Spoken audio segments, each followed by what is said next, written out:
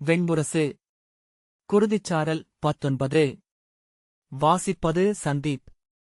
உபப்பிலாவியத்தின் சிறிய கோட்டையை அணுக அணுக விஜயை விந்தையானதோர் எக்களிப்பை அடைந்தாள். தன்னுள் எழுந்து கொண்டிருப்பது உவகை என்று கூட அவள் முதலில் அறியவில்லை. மிகச்சிறிய கோட்டை, அது கோட்டைதானா என்றாள். அபயை, கோட்டை என்பது ஒரு பொதுப் புரிதல்தான் அரசி. காவலர்கள்தான் மெய்யான கோட்டை என்றாள். விஜயை, இது ஒரு வேலி. வெறுமனே மண்ணை அள்ளி வைத்து கட்டியிருக்கிறார்கள் என்றாள். இது விராடர்களின் வட எல்லைக் காவலரன் மட்டுமே. காலப்போக்கில் சிற்றூரென உருவாகியது. விஜயை, இங்கா அரசர் நிறையை அழைத்து தங்கச் செய்து அபிமன்யுவின் மண நிகழ்வை முடித்தனர் என்றாள். சிரித்தபடி, அரசர்கள் தங்க தவக்குடில்களை அமைத்தனர் போலும் என்றபோதுதான் அபயையே அவள் உள்ளத்தை புரிந்து கொண்டாள். ஆம், சகல பொறியில் இளவரசர்களுக்கு மண நிகழ்வு ஒருங்கு செய்த போது கூட நாம் மரப்பட்டை இல்லங்களைத்தான் மலைச்சாரலில் அமைத்தோம் என்றாள். திரும்பிப் பார்த்த விஜயை அபயையின் விழிகளில் இருந்த நகைப்பைக் கண்டதுமே தன்னுள்ளத்தை தானே புரிந்து கொண்டாள். மூத்தவர் ருக்மாங்கதர் இதை புரிந்து கொள்ளாமல் தந்தையிடம் போசலிட்டார், அரசர்களை பாடி வீடுகளில் தங்கச் செய்வதாக. இதோ குருகுலத்து அரசர்கள் குடிலமைத்து தங்க வைத்திருக்கிறார்கள் என்றாள் அபயை. விஜயை கைகளை கட்டிக்கொண்டு தேர்கோட்டைக்குள் நுழைவதை நோக்கிக் கொண்டிருந்தாள். கோட்டைக்கு அப்பாலிருந்த சிறு முற்றத்தில் காவலர்களின் சிறிய குழு நின்றிருந்தது. அவர்களுக்குப் பின்னால் நூற்றுக்கணக்கான கைவிடுவிற்படைகள் நின்றிருந்தன. 5 ஆள் உயரமான முதுமுங்கில்கள் எருமைத்தோல் நாணால் இழுத்துக் கட்டி அம்பு பூட்டப்பட்டு விம்மிக் காத்திருந்தன. அவை அமைக்கப்பட்டிருந்த கோணங்களை விஜயை நோக்குவதைக் கண்ட அபயை, சாலையை மட்டும் அம்புகள் குறிவைக்கவில்லை, அருகிருக்கும் குறுங்காட்டை முழுமையாகவே குறிவைத்துள்ளன என்றாள். ஆம் என்றாள் விஜயை. அதுதான் புரியவில்லை. அபயை, சாலையை கோட்டை மேலிருந்தே எதிர்கொள்ள முடியும். குறுங்காட்டுக்குள் பதுங்கிவரும் எதிரி உயரமற்ற கோட்டை மேலிருந்து தெரியமாட்டான் என்றாள். வரும் வழியிலேயே பார்த்திருப்பீர்கள். குறுங்காடெங்கும் தைல மரங்களும் எண்ணெய் புல்லும் நட்டு வளர்க்கப்பட்டுள்ளன என்றாள் அபயை. விஜயை, நான் நோக்கவில்லை என்றாள். இந்த அம்புகளில் அரக்கு பந்தங்கள் அமைத்து கொளுத்தி ஏவினால் போதும், நகரைச் சூழ்ந்து ஒரு அனல் வளையம் உருவாகிவிடும் என்றாள் அபயை. விஜயை திகைத்து ஆம் என்றாள். அரசி, இது சிறிய கோட்டை. மிக எளிதில் மகதமோ மாளவமோ கூர்ஜரமோ படை கொண்டு வந்து இதை கைப்பற்றிவிட முடியும். ஏன் இதுவரை அவர்கள் அதை செய்யவில்லை என்றாள் அபயை. விஜயை பேசாமலிருந்தாள். உள்ளிருப்பவர் இளைய பாண்டவர் அர்ஜுனர். வெல்லற்கரியவர். மெய்யாகச் சொன்னால் இச்சிறு கோட்டை ஒரு பெரிய பொறி. இதில் விழாமலிருக்கும் அறிவு அரசர்களுக்கிருக்கிறது. விஜயை பெருமூச்சு விட்டாள். இந்திரபிரஸ்தத்தால் பாண்டவர்கள் ஆற்றல் பெறவில்லை அரசி, அவர்களின் பெருமையும் அந்நகரால் அல்ல என்றாள் அபயை. விஜயை அச்சொற்களை கேளாதவளாக உபப்பிலாவியத்தின் சிறிய தெருக்களை நோக்கிக் கொண்டிருந்தாள். உயரமான தேர்தட்டிலிருந்தபோது இருபுறமும் இருந்த மாளிகைகளின் கூரை விளிம்பே தெரிந்தது. ஈரடுக்கு மாளிகைகளின் உப்பருகைகளில் இருந்த காவலர்கள் விழுதிருப்பி தேரின் கொடியை நோக்கினர். விஜயை பெருமூச்சு விட்டாள். சகல பொறிக்கு வெளியே அவள் கண்ட முதல் பெருநகரம் காம்பில்யம். அதுவே அவளை திகைக்கச் செய்தது. அந்நகரின் கோட்டை அவளுக்குள் ஒரு கொடுங்கனவென பதிந்திருந்தது. கலப்பை கொடி பறக்கும் தேரில் அவள் காம்பில்யத்திற்குள் நுழைந்தபோது நாற்புறமும் கட்டடங்கள் சினம் கொண்ட யானைகள் போல கரிய அலைகளாக எழுந்து சூழ்ந்து கொண்ட உணர்வையே அடைந்தாள். அருகே அமர்ந்திருந்த அபயை, காம்பில்யத்தை விட 2 மடங்கு பெரியது அஸ்தினபுரி, அரசி என்றாள். முன்னரே அஸ்தின்புரியைப் பற்றி அவள் கேள்விப்பட்டிருந்தாள். கதைகளினூடாக அது அவளுக்குள் வளர்ந்து ஒரு மாயநகரியாகவே கனவுகளுக்குள் நிறைந்திருந்தது. அதன் கோபுர முகடுகளில் மலைக்கழுகுகள் அமர்ந்திருக்கும் என்றும் 1000 கைவிடுபடைகளில் 1000 கந்தர்வர்கள் நிறுவப்பட்டு எதிரிகளுக்காக காத்திருக்கிறார்கள் என்றும் அந்நகரில் காலையிலும் மாலையிலும் முன்னோர் இளங்காற்றுகளாக வீசி நகரை தூய்மைப்படுத்துகிறார்கள் என்றும் விரலியர் பாடுகையில் அதை மேலும் பெரிய உளக்காட்சியாகவே அவள் வளர்த்துக் கொண்டாள். அவளை அஸ்தினபுரியின் இளவரசர் சகதேவருக்கு மணம் பேசி முடித்திருக்கும் செய்தியை அபயைதான் வந்து சொன்னாள். ஆனால் பாண்டவக்குடியை இன்று ஆள்பவர் பேரரசி திருபதி. இளையவரின் அரசி என்று உங்களுக்கு கொடியும் பல்லக்கும் உண்டு. மலைமகளுக்கு அதுவே பெரிய பேறு என்றாள். அவள் அருகிருந்த கலத்தை எடுத்து அபயை மேல் வீசி, கொன்றுவிடுவேன், கொன்றுவிடுவேன் என்று கூவினாள். அபயை அதை எளிதில் தவிர்த்து, இந்தச் சினமே நீங்கள் ஒரு நாளில் மணமகளாகிவிடுவீர்கள் என்பதற்கான சான்று, இளவரசி. மணம் பேசப்படுவதை 4 நாட்களாகவே அறிந்திருப்பீர்கள். அஸ்தனபுரி மீது கொண்ட விழைவால் அந்த மணத்தை ஏற்றுக்கொண்டு விட்டீர்கள். அதன் பொருட்டு நாணமும் கொள்கிறீர்கள். ஆகவே சினம் கொள்கிறீர்கள் என்றாள். விஜயை வாளை உருவியபடி கொன்றுவிடுவேன். இழிமகளே, என்னை சிறுமை செய்கிறாயா என்றாள். கன்னியருக்கு காதல் சங்குவளை போல அணிவதெல்லாம் உடைந்தே அகலும், புதியதற்கு இடமளிக்கும் என்றாள் அபயை. போ, போய்விடு என்று விஜயை கூவினாள். பின் உடைந்து அழுதபடி மஞ்சத்தில் விழுந்தாள். பகலெல்லாம் அழுது கொண்டிருந்தாள். அன்னை மாலையில் அவள் அறைக்கு வந்தாள். ஏன் விழிநீர் விடுகிறாய், என் செல்லமே என்று அவள் கூந்தலை வருடினாள். நன்றாக அழுதுவிடு. அழட்டும், அழுகையினூடாகவே பெண்கள் தங்களைத் தாங்களே களைக்கிறார்கள் என்று நான் தான் சொன்னேன். அவள் அன்னையின் மடியில் தலை வைத்து கதறி அழுதாள். இதோ பார், நாம் அரசியர். நீ அடுமனைப் பெண்டாகவோ வயலில் உழலும் வேளாட்டியாகவோ பிறக்கவில்லை. நீ அடைந்த அரசுகளுக்கே அனைத்தும் இப்பிறப்பால் உனக்கு கிடைத்தவையே. அவை வெறுமனே அளிக்கப்படுவதில்லை.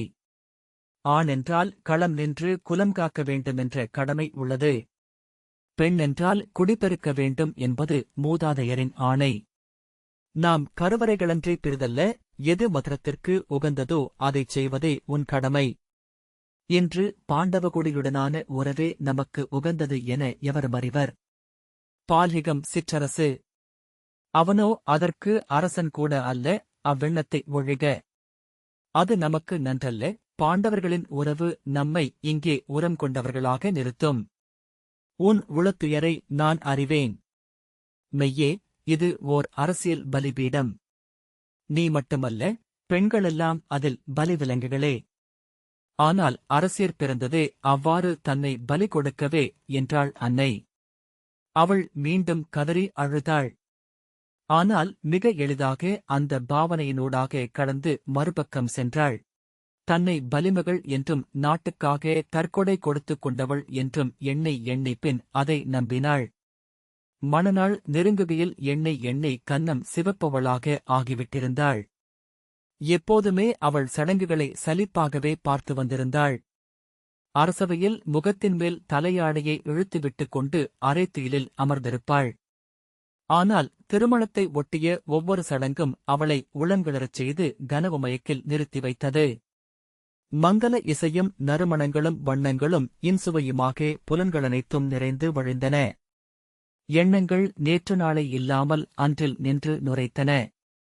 அணிகொள்ளல்கள், அவையமர்வுகள், ஆலயம் தொழல்கள், கலை நிகழ்வுகள், வாழ்த்துக்கள், வணக்கங்கள், சடங்குகள் என்பவை தான் கொண்ட மகிழ்வை அடையாள நிகழ்வுகளாக ஆக்கி மூதாதையர் வகுத்து வைத்தவை என அவள் உணர்ந்தாள். அவற்றை மீண்டும் மகிழ்வுகளாக ஆக்கிக் கொள்பவர்கள் மானுடத்தினூடாக ஓடிச் செல்லும் கொண்டாட்டமொன்றின் துளி என்றாகிறார்கள். முதல் முறை அவள் சகதேவனை காம்பிலியத்திலிருந்து வந்திருந்த மணக்குழுவின் நடுவே கண்டபோது உள்ளம் நுரைத்திழ விழிதாழ்த்திக் கொண்டாள். இருவர், ஒருவர் கரியவர், இன்னொருவர் வெண்மை. வெண்ணிறத்தார் உங்களுக்கு, அரசி என்றாள் அபயை. அழகர். பாண்டவர்களிலேயே அவர் மாறா இளமை கொண்டவர் என்கிறார்கள். ஒரு கணம் மட்டுமே நோக்கியமையாலேயே அவ்வுருவம் விழிகளுக்குள் பருப்பொருளெனப் படிந்து எண்ணப்பெருக்கு அலைத்தலைத்து கழுவிச் சென்றாலும் அழியாது அங்கிருந்தது. அவனை அகவிழிகளால் நோக்கியபடி புறவழிகள் மலைத்திருக்க மஞ்சத்தில் கிடந்தாள். சித்தமொழிந்து துயில் கொள்கையில் அவன் மேலும் தெளிவொரு கொண்டு புன்னகையும் விழியொளியும் சூடி அருகணைந்தான். அவன் உடலின் வெம்மையையும் மணத்தையும் உணர முடிந்தது. அவன் விரல்களின் மெல்லிய தொடுகையை அறிய இயன்றது. பின் அவன் உதடுகளின் ஊன்மணம் கொண்ட முத்தத்தையும் அவள் அடைந்தாள். 18 நாள் மண நிகழ்வுகள் முடிந்த பின்னர் காம்பிலியத்திலிருந்து வந்த மகட்கோள் குழுவுடன் அவள் கிளம்பிய போது அன்னையர் அரண்மனை முற்றம் வரை வந்து தழுவி விழிநீர் உகுத்து அன்பு சொல்லும் ஆற்றுப்படுத்தலும் உரைத்து வழியனுப்பினர். மூத்த அரசரும் தந்தையும் கோட்டை முகப்பு வரை வந்து வாழ்த்து சொல்லளித்தனர். மூத்தவர்கள் ருக்மாங்கதனும் ருக்மர்தனும் 108 வண்டிகளில் சீர்வரிசைகளுடன் உடன் வந்தனர்.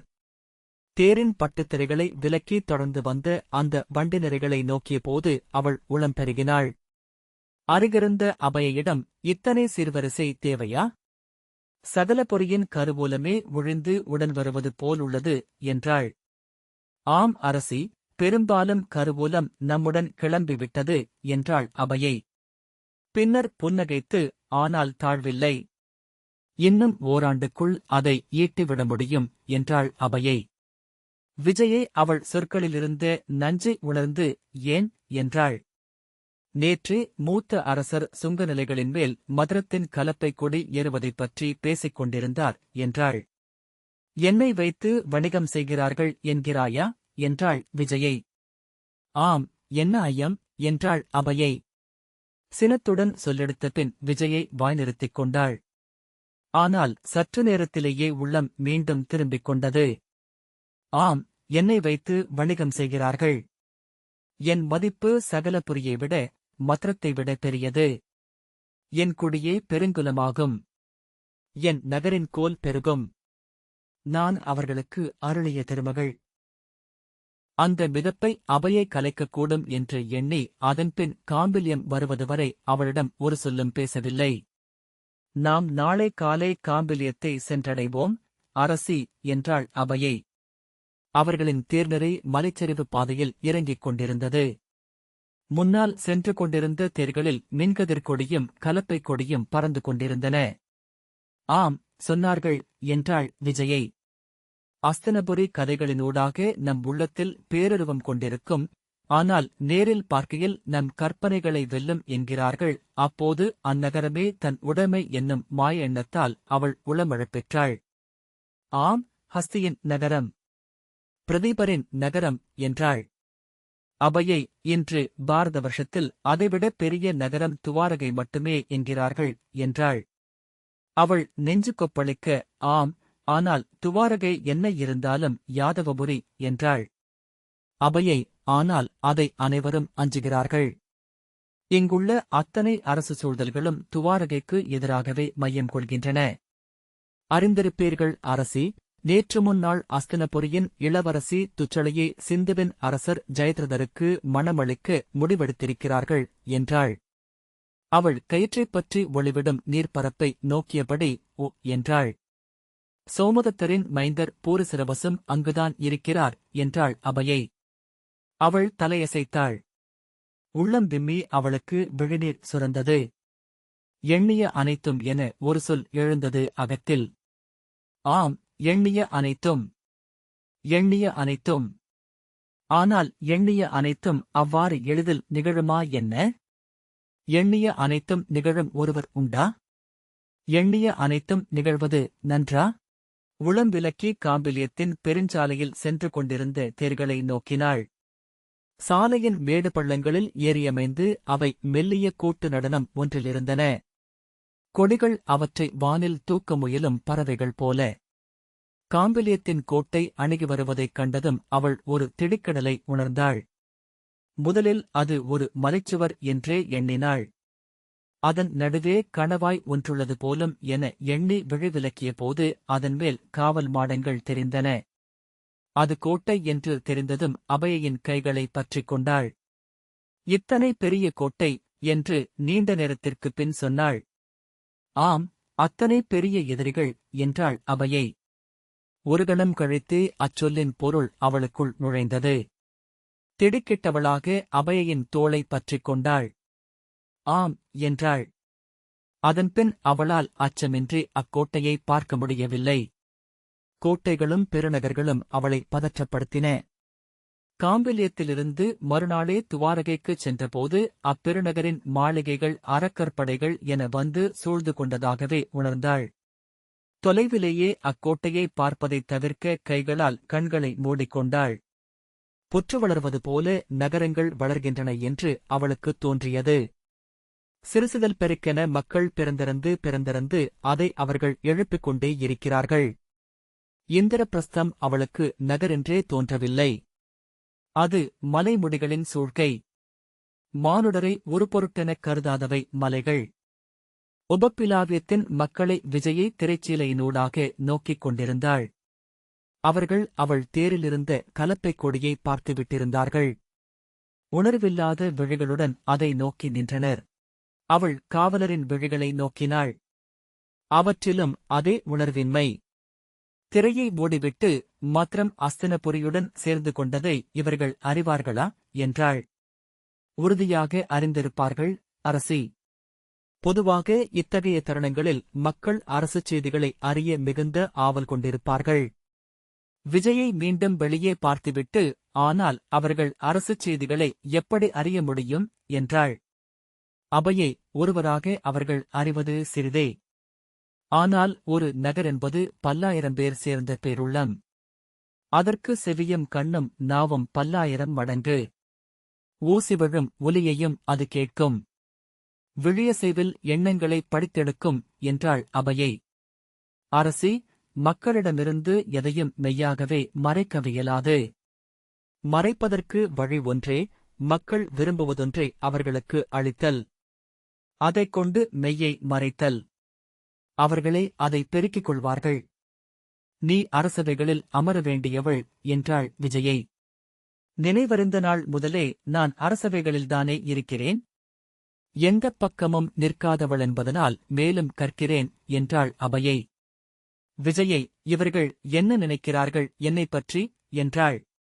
அவர்களின் விழிகளை நோக்க வேண்டாம், அரசி. மேலெழுந்தவர்கள் முன் அவற்றை மறைக்கக் கற்றிருப்பார்கள். அவர்களின் உடல்களை நோக்குக. அவை கட்டற்றவை என்றாள் அபையை. விழிகளை மறைக்கும் தோறும் உடல்கள் திமிரிக் கொண்டு பேசத் தொடங்குகின்றன. அதைத்தான் மத்திரத்திலும் அபையை சொன்னாள் என்பதை விஜயை நினைவுகூர்ந்தாள். ஆனால் அவள் அதை தவிர்த்தாள். மக்கள் ஏற்கப்போவதில்லை. மூத்தவர்களை அஞ்சி உடனே எதிர்வினை எழாமலிருக்கலாம். அவை கூடுகையில் குரல்கள் எழும், ஐயமில்லை என்றாள். இது பாண்டவர்களின் குருதி என தங்களை எண்ணிக்கொள்பவர்களின் மண். அபையை நோக்குக. உடல்களில் வெளிப்படுவதென்ன என்று மட்டும் நோக்குக என்றாள். செய்தி வந்த அன்று பகலெல்லாம் மஞ்சத்தில் சோர்ந்து கிடந்துவிட்டு மாலை எழுந்து கொற்றவை ஆலயத்திற்கு திறந்த பல்லக்கில் செல்கையில் இருபுறமும் ஒழுகிய நகர் மக்களின் முகங்களை நோக்கிக் கொண்டிருந்தாள். ஒவ்வொரு கண்களும் மாறிவிட்டிருந்தன. முற்றிலும் புதிய சிரிப்புகள் முகங்களில் ஒளிவிட்டன. அவற்றிலிருந்த மாறுபாட்டை முதலில் உணர்ந்தாள். அது என்ன என்று தொட்டறிந்து சென்று அது ஓர் எக்களிப்பென்று புரிந்து கொண்டாள். அது எதன் பொருட்டென்று துழாவிய உள்ளம் சென்று எதிலோ முட்டி அஞ்சி திரும்பி வந்தது. அருகிருந்த அபையின் கைகளைப் பற்றி, ஆமடி, இந்நகர் மக்கள் மகிழ்கிறார்கள். அஸ்தினபுரியுடனான உறவை அவர்கள் கொண்டாடுகிறார்கள் என்றாள். அது ஏன் என்று எண்ணுகிறீர்கள் என்று அபையை கேட்டாள். நீ சொல் என்றாள். தங்கள் எண்ணத்தை சொல்லுங்கள், உடன் வந்து இணைந்து கொள்கிறேன் என்று அபையை சொல்லி சிரித்தாள். நினைவறிந்த நாள் முதலே இவர்கள் பாண்டவர்களை தங்களவர் என்று எண்ணிக்கொண்டிருக்கிறார்கள். ஆகவே அது பழகிய எண்ணம். அஸ்தினபுரியுடன் சேர்ந்து கொள்வதென்பது புதியது. ஆகவே உளக்கிளர்ச்சி அளிப்பது. மக்கள் உளக்கிளர்ச்சி அளிக்கும் எதையும் சென்று தழுவிக் அது ஆலகாலமாகவோ எரியாகவோ இருப்பினும். மெய்தான் என்று நகைத்த அபையை மேலும் ஒன்றுள்ளது. இவர்கள் தங்கள் அன்பை பாண்டவர்களுக்கு அளித்துக் கொண்டே இருக்கிறார்கள். அன்பை அளிக்கும் ஒவ்வொருவரும் மிக அரிதான ஒன்றை தங்களிடம் இருந்து அளிக்கிறோம் என்று எண்ணம் கொண்டிருப்பார்கள். அவ்வுள்ளத்தின் ஆழத்தில் பிறிதொரு மூலை அதற்கு நிகரான ஒன்றை எதிர்பார்த்துக் கொண்டே இருக்கும். அவ்வன்பு அவர்களுக்கு மிக மிக அரிதானதென்பதனால் அவர்கள் எதிர்பார்ப்பது அதைவிட மிக அரிதான ஒன்றையே. ஆகவே அன்பை அளிக்கும் எவரும் அதற்கு அவர்கள் வைக்கும் மிகச்சிறிய விலையைக் கூட திரும்பப் பெறுவதில்லை என்றாள். அன்பு காட்டுபவர்கள் சிறுமைப்படுத்தப்பட்டதாக ஒரு தருணத்தில் உணராமல் இருக்க வாய்ப்பே இல்லை என்றாள் அபையை. அரசி, அன்பு திரிந்தே வெறுப்பாகிறது. இப்புவியில் இதுவரை பேரழிவுகளை உருவாக்கியது அன்பே. கடல் எனக் குருதி கோரி பீடத்தில் அமர்ந்திருக்கும் அப்பெருந்தெய்வம் அன்பென பிறிதொரு பெயரையும் கொண்டது. இப்படி எதை வேண்டுமானாலும் சொல்லிக் கொண்டே போகலாம் என்று சொல்லி விஜயை தலை திருப்பினாள். முழந்தாளிட்டு அவள் அருகே வந்த அபயை எண்ணி நோக்குக. அரசி, இந்த மக்களில் எழுந்த சொற்களை நான் சொல்கிறேன். எங்களை எளிதென்று எண்ணினாயல்லவா? எங்கள் அன்பு காற்றென நீரென வெறுமனே கிடைப்பதென்பது உன் கருத்தல்லவா? இப்போது உணர்க, அது அரிது. உன் தகுதியால் அல்ல, நம் ஊழினாலும் அல்ல, என் கனிவால் அது உனக்கு அளிக்கப்பட்டது. அதை அடைந்தபோது நீ வணங்கவில்லை. இன்று அதை தவிர்க்கையில் உணர்ந்து நீ தவிப்பாய். இறங்கி வருவாய், மன்றாடி விழுநீர் சிந்துவாய், ஏமாற்றம் கொண்டு துயில் நீப்பாய். அதுவே என் அன்புக்கு நீ அளிக்கும் மெய்யான எதிர்வினை. அது உச்சம் கொண்டு நீ என்மேல் கொலை வஞ்சம் கொள்வாய் எனில் என் அன்பு முற்றுணரப்பட்டதென்றே நான் பொருள் கொள்வேன். அதுதான் அவர்களின் உள்ளம், ஐயமே வேண்டாம் என்றாள். இருண்ட திரைகளை கிழித்துச் செல்கையில் அபயை புல்லினூடாக பதுங்கிச் செல்லும் சிறுத்தை என்றாவாள். அவள் காலடிகள் ஓசையற்றவையாகும். விழிகள் சுடர்விடும். அவள் குரல் தாழ்ந்து தாழ்ந்து விஜயைக்குள் இருந்தே எழுவதைப் போல் ஒலித்தது. அரசி, மானுட உள்ளங்கள் அனைத்தும் ஒன்றே. வேறுபாடுகள் மிகச் சிறியவை. மானுடர் திரளென ஆகுகையில் அனைவருள்ளும் திரளும் பொதுவான ஒன்றே பருவரு கொண்டெழுகிறது என்றாள் அபயை. ஆம் என்று விஜயை பெருமூச்சு விட்டாள். உபப்பிலாவியத்தின் ஒவ்வொரு கட்டடமும் அவளை அமைதியடையச் செய்தது. அரண்மனைக்குச் சென்று சேர்வதற்குள்ளாகவே முகப்பில் அவளை வரவேற்க தேவிகையும் சேடியரும் வந்திருந்தார்கள். தேர் சிறிய அரண்மனை முற்றத்தைச் சென்றடைந்த போது உபப்பிலாவியம் அவளுக்குள் சகல பொறியாகவே உருமாறிவிட்டிருந்தது. தேரிலிருந்து இறங்கிய அவளை அணுகிய தேவிகை, வருக, மதுர நாட்டரசி. நல்வரவாகுக என்றாள். உன்னை முதலில் சந்தித்தது நிறைவளிக்கிறது என்றாள் விஜயை. உபப்பிலாவியத்தின் சேடிகள் அனைவரும் விராடபுரியினர் என்பதை விஜயை கண்டாள். அவர்களின் விழிகள் அவளை தொட்டுச் சென்றபோது ஓர் ஒவ்வாமையை உணர்ந்தாள். அரண்மனைக்குள் நுழைகையிலேயே அந்நகர் அளித்த அனைத்து ஆறுதல்களும் அகன்றன. அக்கணமே அங்கிருந்தே சகலபுரிக்கு திரும்பிவிட வேண்டும் என்ற விழைவை அடைந்தாள். அது ஏன் என எண்ணியபடியே சென்றாள். தேவிகை, பேரரசியும் அரசியும் மைய அறையில் உள்ளனர். நாம் நேராக அங்கே செல்வோம் என்றாள். அப்போது அவள் தன் உணர்வுகளின் ஊற்றை அடையாளம் கண்டு கொண்டாள். காம்பிலியத்திற்கு சீர்வரிசை நிறையுடன் சென்று அரண்மனை முகப்பில் இறங்கியபோது அவளை எதிர்கொள்ள குந்தியும் திருப்பதியும் வந்திருந்தனர். மங்கள இசை சூழ 7 மங்களத் தாளங்களேந்தி வந்து அணிச்சேடியர் குரவையிட்டு வாழ்த்தினர். வைதிகர் கங்கை நீர் தெளித்து வேதமோதி நலம் வழுத்தினர். குரவையொலிகள் சூழ அருகணைந்த குந்தியின் கால்களைத் தொட்டு அவள் வணங்கினாள். அவள் நெற்றியில் கை வைத்து, நன்மங்கலங்கள் கொள்க, நீடு வாழ்க்க, கொடிவழி பெருகுக என வாழ்த்திய குந்தி அவளை தோள் தொட்டு தூக்கி அணைத்தபடி திருப்பதியிடம், பீதர் நாட்டுப் பெண்டிரை போலிருக்கிறாள் அல்லவா என்றாள். திருப்பதி புன்னகை புரிந்தாள். இந்த வாசிப்பை கேட்டதற்கு நன்றி.